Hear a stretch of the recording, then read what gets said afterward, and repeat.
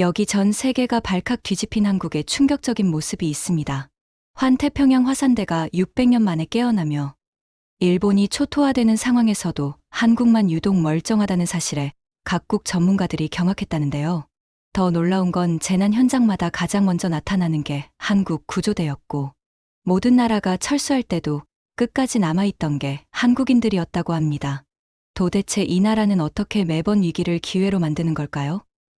일본 화산학자가 직접 목격한 한국의 정체가 드러나자 전 세계가 충격에 빠졌다고 하는데요. 과연 무슨 일이 벌어진 걸까요? 제 이름은 제피르 퀵슬리 박사예요. 저는 지난 23년 동안 화산학자이자 지진학자로서 환태평양 지진대를 연구해왔습니다. 그런데 7월 30일에 일어난 일은 제 긴 경력으로도 전혀 준비할 수 없었던 일이었어요. 도쿄에 있는 제 연구실에서 일하고 있을 때 첫 번째 경고가 들어왔죠. 모니터들이 크리스마스 트리처럼 환하게 켜졌습니다. 규모 8.8, 진원지는 캄차카 반도 동쪽 해역이었어요. 데이터를 확인하는 제 손이 떨렸습니다. 이건 2011년 동일본 대지진 이후 가장 강력한 지진이었고, 미국 지질조사국이 기록한 6번째로 강한 지진이었죠. 환태평양 지진대가 깨어나고 있어 저는 혼잣말을 했어요. 태평양의 불의 고리가 그 무시무시한 이름값을 하고 있었습니다. 일본 정부는 즉시 태평양 연안 지역에 쓰나미 경보를 발령했어요. 긴급 방송을 보면서 저는 지금 이 순간 해안에서 멀어지려고 달리고 있을 수천 가족들을 생각하지 않을 수 없었죠. 우리가 개발을 도운 신속한 대피 계획이 최고의 시험대에 오른 것이었습니다. 제 휴대폰은 쉴 새 없이 울렸어요. 전 세계의 동료들이 최신 정보를 구하고, 정부 관계자들이 평가를 필요로 하고, 언론사들이 전문가 의견을 간절히 원했죠. 하지만 저는 화면을 가로질러 흐르는 지진 데이터에서 눈을 뗄 수가 없었습니다. 지구의 지각이 말하고 있었고, 그 메시지는 불길했어요. 밤이 깊어갈수록 더 많은 데이터가 들어왔습니다. 여진들이 연이어 발생했는데 각각이 보통 때라면 큰 뉴스가 될 만한 규모였죠. 6.5, 6.8, 7.1 마치 지구가 잠에서 깨어나 기지개를 켜는 것 같았어요. 제 조수인 유키가 뛰어들어왔습니다. 박사님, 이거 보셔야 해요. 그녀의 얼굴은 창백했죠. 그녀가 건넨 태블릿을 보니 태평양 전역에 지진 활동 지도가 있었어요. 일본에서 칠레까지, 알래스카에서 뉴질랜드까지 불의 고리 전체가 붉은 점들로 가득했습니다. 지난 12시간 동안 규모 4.0 이상의 지진이 47개나 발생했더군요. 이건 불가능해요. 유키가 속삭였어요. 하지만 저는 알고 있었습니다. 불가능한 일이 아니었죠. 이런 일이 일어날 수 있다는 것을 우리는 항상 알고 있었어요. 단지 우리 생애에는 일어나지 않을 거라고 희망했을 뿐이었습니다. 제 컴퓨터가 또 다른 경고음을 냈어요. 인도네시아의 크라카타우 화산에서 화산 활동이 증가하고 있었습니다. 그 다음은 일본의 사쿠라지마였고, 그 다음은 멕시코의 포포카테페틀이었죠. 마치 도미노가 쓰러지듯이 불의 고리를 따라 화산들이 하나씩 깨어나고 있었어요. 저는 의자에 털썩 주저앉았습니다. 23년 동안 이 일을 해왔지만 이렇게 동시다발적인 활동은 본 적이 없었어요. 교과서에서나 읽었던 수백만 년에 한 번 일어날까 말까 한 그런 사건이었죠. 창밖을 보니 도쿄의 불빛들이 평소처럼 반짝이고 있었어요. 거리의 사람들은 아직 무슨 일이 일어나고 있는지 완전히 이해하지 못하고 있었습니다. 하지만 저는 알았죠. 이건 시작에 불과하다는 것을요. 제 휴대폰이 다시 울렸어요. 발신자를 보니 UN 재난위험 경감 사무국이었습니다. 심호흡을 하고 전화를 받았죠. 퀵슬리 박사님, 긴급 회의를 소집합니다. 1시간 안에 화상으로 참석해 주실 수 있나요? 물론입니다. 제가 대답했어요. 목소리가 떨리지 않기를 바라면서요. 전화를 끊고 다시 데이터를 들여다보았습니다. 숫자들이 춤추듯 화면을 가로질렀죠. 각각의 숫자는 어딘가에서 땅이 흔들리고 건물이 무너지고 삶이 뒤바뀌고 있다는 것을 의미했어요. 유키가 제게 커피를 건넸습니다. 앞으로 긴 밤이 될 것 같네요, 박사님. 저는 고개를 끄덕였어요. 그녀의 말이 얼마나 맞는지 그때는 몰랐죠. 그 밤은 단지 시작이었고 앞으로 몇 주, 몇 달 동안 우리는 잠을 거의 자지 못할 것이었습니다. 회의 준비를 하면서 저는 계속 한 가지 생각이 머릿속을 맴돌았어요. 만약 이것이 정말로 우리가 두려워했던 그 빅원의 시작이라면 환태평양 지진대 전체가 동시에 활성화되는 그런 재앙적인 사건 말이에요. 저는 그 생각을 떨쳐버리려 했습니다. 과학자로서 데이터에 집중해야 했죠. 추측이 아닌 사실에 기반해서 행동해야 했어요. 하지만 가슴 한구석에서는 계속 무언가가 속삭였습니다. 이번엔 다르다고. 이번엔 정말로 큰일이 날 거라고요. 화상회의가 시작되었을 때 화면에는 전 세계의 전문가들이 나타났습니다. 모두의 표정이 심각했죠. 우리는 서로를 보며 같은 생각을 하고 있다는 것을 알았어요. 인류가 맞닥뜨린 가장 큰 자연재해가 시작되고 있을지도 모른다는 것을요. 그렇게 저희 인생에서 가장 길고 무서운 여정이 시작되었습니다. 3일이 지난 8월 3일, 쿠릴 열도의 규모 7.0의 여진이 발생했어요. 하지만 정말로 제 피를 얼게 만든 건 그 다음에 들려온 보고였습니다. 크라셰니니코프 화산이 600년 만에 처음으로 폭발했다는 소식이었죠. 저는 박사 논문을 쓸 때 이 화산을 아주 자세히 연구했었답니다. 15세기 후반의 폭발은 정말 끔찍했지만 그 후로 화산은 인류가 발전하는 600년 동안 평화롭게 잠들어 있었어요. 그런데 이제 화산재 기둥이 대기 중으로 6,000m나 솟아오르며 태평양 쪽으로 불길하게 흘러가고 있었습니다. 추가 화산 활동 가능성을 배제할 수 없습니다. 저는 화상회의로 비상위원회에 설명했어요. 추가적인 화산 활동의 가능성이 제가 가장 두려워하던 것이었죠. 한 화산이 그렇게 오랜 잠에서 깨어날 때 그것은 종종 더 넓은 지질학적 불안정을 알리는 신호였습니다. 제 최악의 두려움은 클류체프스카야 화산의 활동이 강해지고 있다는 보고가 들어왔을 때 현실이 되었어요. 이건 단순히 고립된 사건이 아니었습니다. 캄차카 화산 시스템 전체가 움직이기 시작한 거였죠. 저는 즉시 화산재 확산 패턴을 계산하기 시작했어요. 지금 제트 기류에 들어가고 있는 화산재로 인해 수백만 명의 삶이 영향을 받을 수 있다는 걸 알고 있었으니까요. 항공당국은 주황색 수준의 경보를 발령했고 저는 비행 추적 화면에서 항공기들이 점점 커지는 화산재 구름을 피해 우회하는 모습을 지켜봤습니다. 화면의 각 점은 인간의 통제를 벗어난 힘에 의해 삶이 뒤흔들리고 있는 수백 명의 사람들을 나타내고 있었어요. 연구실로 돌아온 저는 역사적 데이터를 미친 듯이 뒤지기 시작했죠. 600년 전 크라셰니니코프가 마지막으로 폭발했을 때 그것은 태평양 전역에 걸친 더 큰 지진 활동의 일부였습니다. 당시의 기록들은 불완전했지만 일본의 승려들과 중국의 학자들이 남긴 문서들은 놀라운 패턴을 보여주고 있었어요. 이건 단순한 우연의 일치가 아니야. 저는 혼잣말을 하며 모니터 앞에 앉아 있었답니다. 데이터가 말해주는 이야기는 명확했죠. 우리는 훨씬 더 큰 무언가의 시작을 목격하고 있는 것이었어요. 동료 과학자들로부터 이메일이 쏟아져 들어왔습니다. 일본의 지진학자들은 그들의 센서가 이상한 진동을 감지하고 있다고 보고했어요. 알래스카의 화산 관측소는 그들의 장비가 지금까지 본 적 없는 패턴을 기록하고 있다고 했죠. 모두가 같은 질문을 하고 있었습니다. 이게 대체 무엇을 의미하는 걸까요? 저는 잠시 의자에 기대어 앉아 창밖을 바라봤어요. 서울의 하늘은 평화로워 보였지만 저는 알고 있었습니다. 북쪽 멀리 지구의 불의 고리가 깨어나고 있다는 것을요. 그리고 우리 인간들은 그저 지켜볼 수밖에 없었죠. 제 컴퓨터 화면에는 실시간 지진 데이터가 계속 업데이트되고 있었어요. 작은 진동들이 쿠릴 열도 전체에 걸쳐 나타나고 있었습니다. 마치 거대한 짐승이 긴 잠에서 깨어나며 기지개를 켜는 것처럼 말이죠. 그날 밤, 저는 거의 잠을 이루지 못했답니다. 계속해서 데이터를 분석하고 모델을 돌리고 가능한 시나리오를 계산했어요. 하지만 제 마음 한구석에서는 이미 알고 있었습니다. 우리가 목격하고 있는 것은 자연이 보여주는 거대한 힘의 서막에 불과하다는 것을요. 다음 날 아침, 새로운 보고가 들어왔습니다.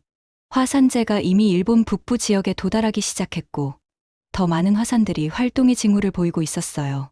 저는 깊은 숨을 쉬며 다시 일에 몰두했죠. 누군가는 이 데이터를 이해하고 사람들에게 경고하고 준비할 시간을 벌어줘야 했으니까요.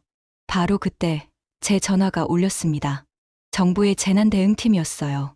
그들은 제가 즉시 브리핑에 참석해달라고 했죠.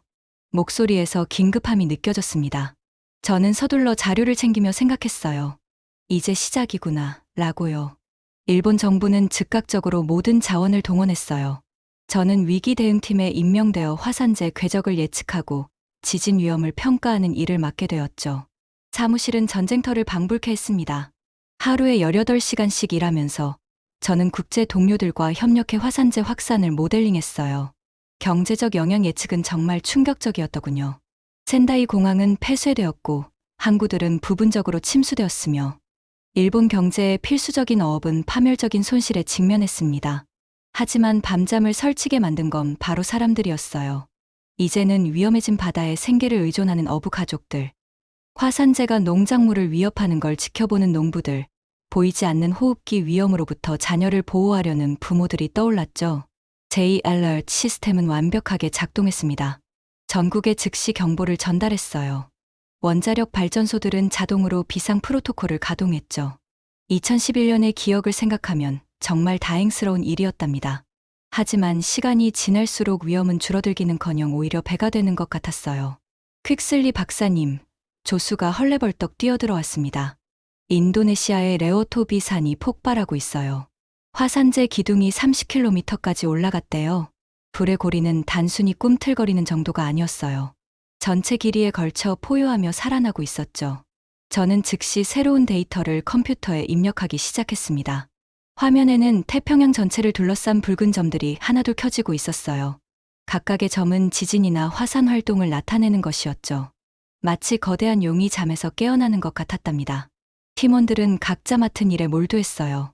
한쪽에서는 쓰나미 모델을 업데이트하고 다른 쪽에서는 대피 경로를 재검토했죠. 전화는 쉴 새 없이 울렸고 이메일은 홍수처럼 쏟아져 들어왔습니다. 서태평양 지역의 모든 화산이 동시에 활동하는 건 처음 봐요. 동료 지질학자가 중얼거렸어요. 그녀의 얼굴은 피로와 걱정으로 가득했죠. 저는 고개를 끄덕였습니다. 과학자로서 30년 이상 일했지만 이런 규모의 사건은 경험해 본 적이 없었어요. 교과서에서나 보던 일이 현실에서 일어나고 있었던 거죠. 갑자기 또 다른 경보음이 울렸어요. 이번엔 필리핀이었습니다. 마yon 화산이 붉은 용암을 뿜어내기 시작했다는 보고였죠. 상황실의 지도에 또 하나의 붉은 점이 추가되었어요. 대피 계획을 다시 검토해야 해요. 제가 말했습니다. 이건 단일 사건이 아니라 연쇄 반응이에요.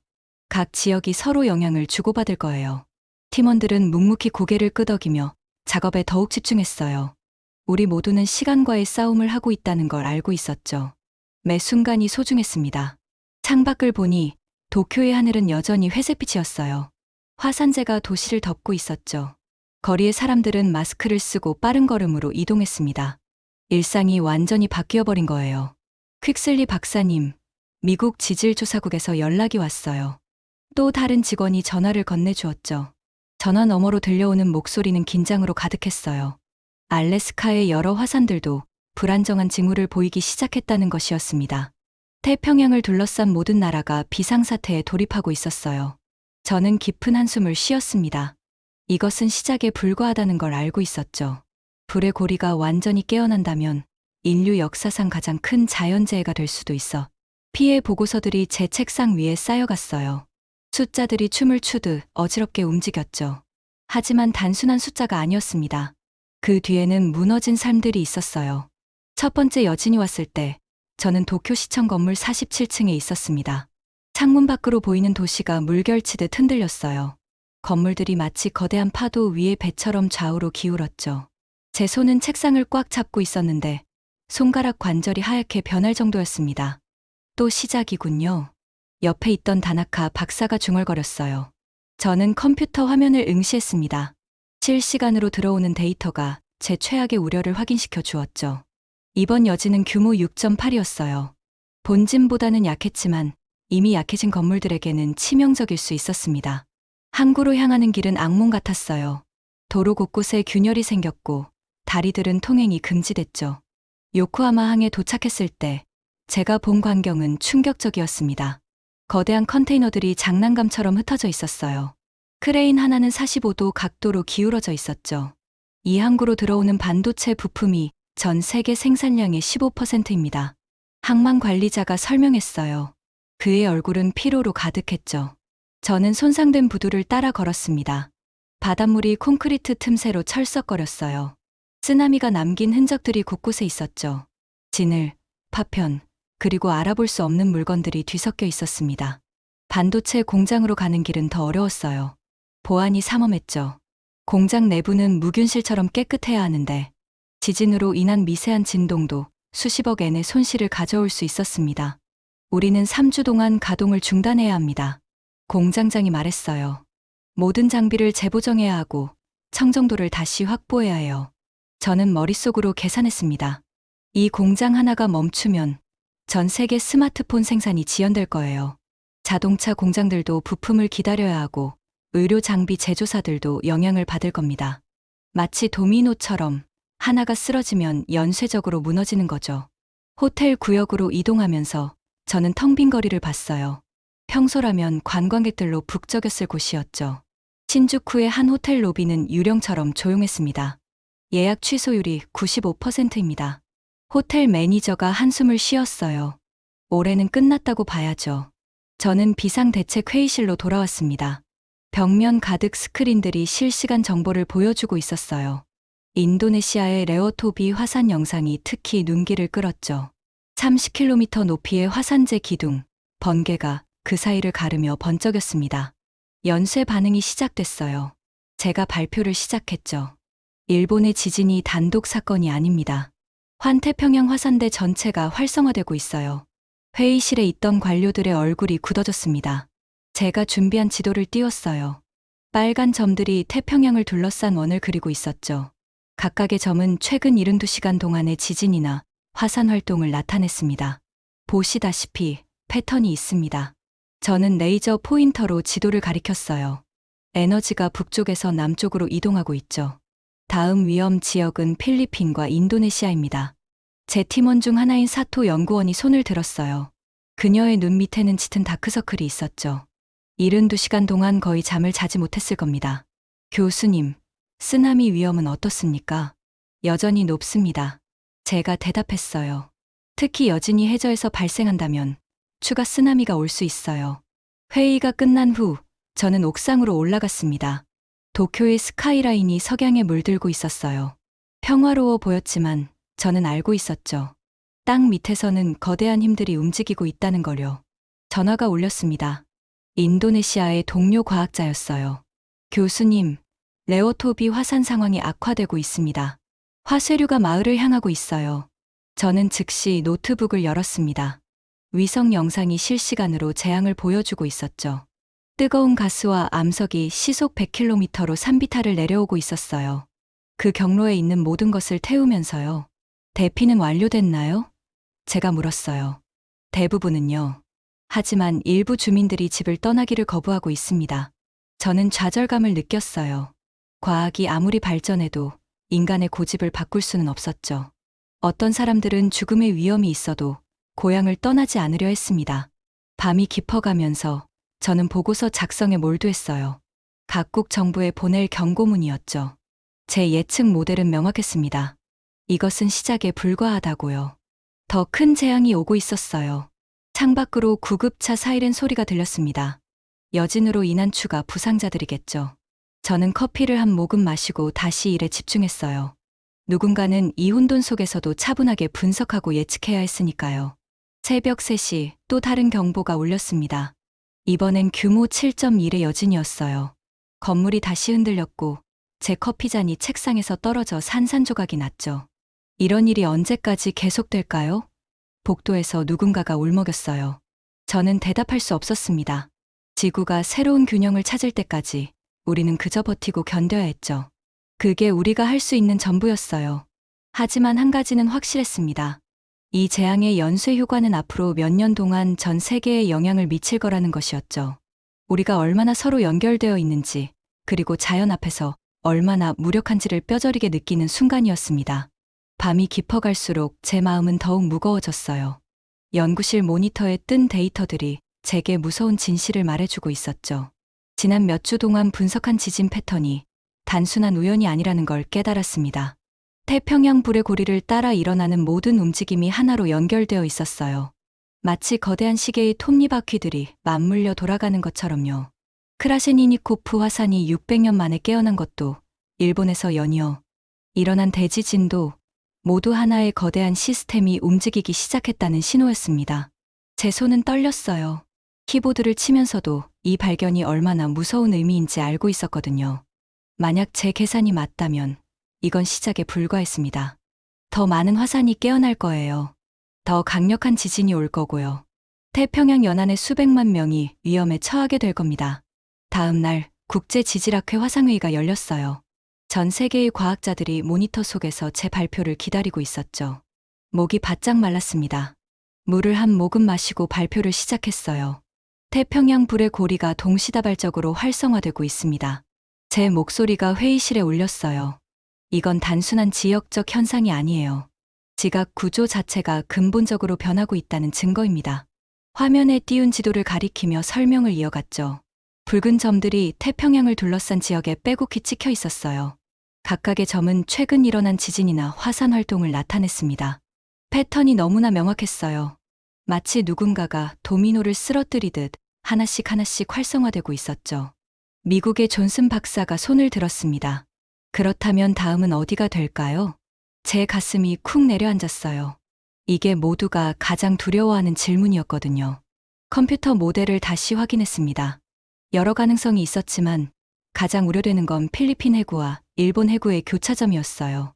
정확히 예측하기는 어렵습니다. 솔직하게 대답했죠. 하지만 필리핀 북부와 대만, 그리고 일본 남부 지역이 가장 위험해 보입니다. 특히 오키나와 인근 해역을 주의 깊게 봐야 해요. 회의가 끝난 후 저는 연구실에 혼자 남았어요. 창밖으로 보이는 도시의 불빛들이 평화로워 보였습니다. 사람들은 일상을 살아가고 있었죠. 학교에 가고, 직장에 가고, 가족과 저녁을 먹고, 그들은 지금 이 순간에도 지구 깊은 곳에서 거대한 힘이 꿈틀거리고 있다는 걸 모를 거예요. 며칠 후, 제 예측이 현실이 되었습니다. 대만 동부에서 규모 7.2의 지진이 발생했어요. 다행히 대만의 철저한 대비 덕분에 인명피해는 적었지만, 이건 분명한 경고였습니다. 시스템이 계속 움직이고 있다는 증거였죠. 하지만 위기 속에서도 희망을 봤어요. 일본에서 온 소식은 제 마음을 따뜻하게 했습니다. 피난민들을 위한 임시주택이 놀라운 속도로 지어지고 있었어요. 전국에서 자원봉사자들이 모여들었고, 기업들은 물자를 아낌없이 지원했죠. 특히 감동적이었던 건 어린이들의 모습이었어요. 한 뉴스에서 본 장면이 아직도 생생합니다. 10살쯤 된 여자아이가 피난소에서 더 어린 아이들에게 종이접기를 가르치고 있었어요. 지진으로 집을 잃고 가족과 헤어진 상황에서도 그 아이는 다른 사람을 돕고 있었죠. 국제협력도 놀라웠습니다. 미국, 중국, 한국, 호주. 평소엔 정치적으로 대립하던 나라들이 하나가 되어 도움의 손길을 뻗었어요. 구조대가 파견되고 의료진이 달려갔고 식량과 담요가 공수되었죠. 인류가 하나의 가족이 될 수 있다는 걸 보여준 순간이었습니다. 우리 연구팀도 쉬지 않고 일했어요. 새로운 예측 모델을 개발하느라 밤을 새우는 날이 많았죠. 조금이라도 더 빨리, 더 정확하게 경고를 할 수 있다면 한 명이라도 더 구할 수 있을 테니까요. 어느 날 새벽, 동료 연구원인 사토 박사가 흥분한 목소리로 저를 불렀어요. 교수님, 이것 좀 보세요. 그가 보여준 건 새로운 알고리즘으로 분석한 데이터였습니다. 지진파의 미세한 변화를 추적해서 대지진을 며칠 전에 예측할 수 있는 가능성을 발견한 거예요. 아직 완벽하지는 않았지만 충분히 희망적이었죠. 이걸 더 발전시키면. 사토 박사의 눈이 반짝였어요. 적어도 72시간 전에는 경고할 수 있을 것 같아요. 72시간. 3일이라는 시간. 충분하지는 않지만 생명을 구하기에는 충분한 시간이었습니다. 우리는 서로를 바라보며 미소 지었어요.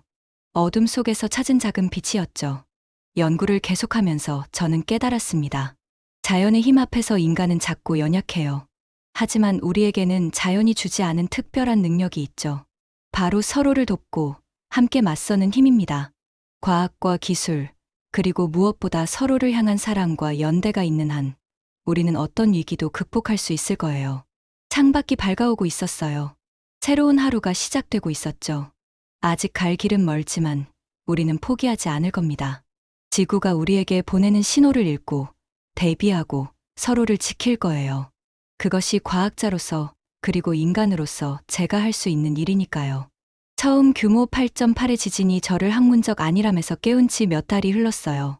태평양 불의 고리는 계속해서 불안한 춤을 추고 있었죠.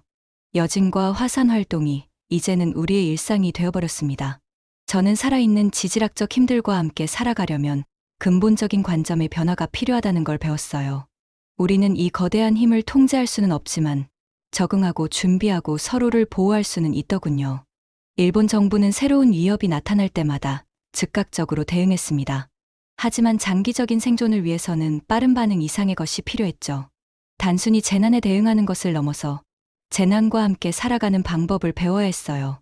제 연구팀은 새로운 모니터링 네트워크를 개발했습니다. 이전에는 감시하지 않았던 화산 시스템에 센서를 설치했어요. 매일 아침 저는 컴퓨터 화면에 뜨는 데이터를 확인했죠. 각각의 숫자가 지구의 맥박을 보여주고 있었습니다. 우리는 지역 사회 교육 프로그램도 만들었어요. 사람들에게 경고 신호를 인식하고 적절하게 대응하는 방법을 가르쳤죠. 처음에는 많은 사람들이 두려워했습니다. 하지만 시간이 지나면서 지식이 두려움을 대체하기 시작했어요. 어느 날 오후, 저는 한 초등학교를 방문했습니다. 아이들의 눈빛은 호기심으로 반짝였죠. 선생님, 화산이 왜 폭발해요? 한 아이가 물었어요. 저는 미소를 지으며 설명하기 시작했습니다. 지구가 살아있다는 것, 화산이 지구가 숨 쉬는 방법 중 하나라는 것을 말이죠.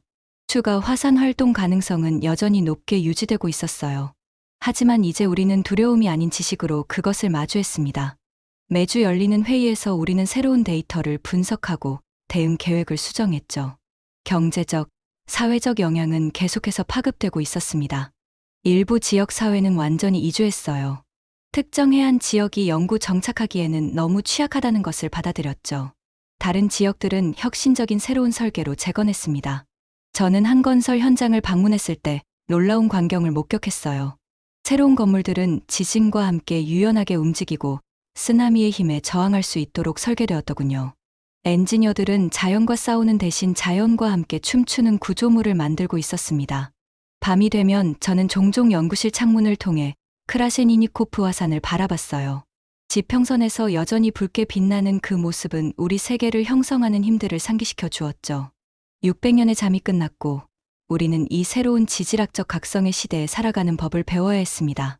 제 연구는 이 활동적인 단계가 수십 년, 어쩌면 수세기 동안 지속될 수 있다고 시사했어요. 하지만 인류는 항상 자연의 도전 앞에서 번영해왔죠. 우리 조상들이 처음 태평양 불의 고리에 아름답고 위험한 해안을 따라 집을 짓기로 선택했을 때처럼 말이에요. 어느 날 저녁, 저는 지역 주민들과의 모임에 참석했습니다. 한 할머니가 일어나 말씀하셨어요. 우리는 이 땅과 함께 살아왔고 앞으로도 그럴 거예요. 다만 이제는 더 현명하게 살아갈 뿐이죠. 그녀의 말에는 깊은 지혜가 담겨 있었습니다. 지구는 계속해서 지진과 화산을 통해 쓰나미와 화산재 구름을 통해 말할 거예요. 우리의 임무는 듣고 배우고 이 고대의 힘들과 함께 현명하게 살아가는 것입니다. 결국 우리는 우리를 둘러싼 지질학적 시스템과 분리된 존재가 아니에요. 우리는 같은 역동적이고 끊임없이 변화하는 행성의 일부입니다. 저는 매일 새로운 것을 배웠어요. 화산재가 토양을 비옥하게 만든다는 것, 지진이 새로운 지형을 만들어낸다는 것, 파괴 속에서도 창조가 일어난다는 것을 말이죠. 자연의 순환은 끝이 없었고 우리는 그 순환의 일부였습니다. 불의 고리가 깨어났고 우리도 함께 깨어났어요. 이제 우리는 더 이상 자연을 정복하려 하지 않았죠. 대신 자연과 조화를 이루며 살아가는 방법을 찾고 있었습니다. 그것이 바로 불과 함께 살아가는 진정한 의미였어요.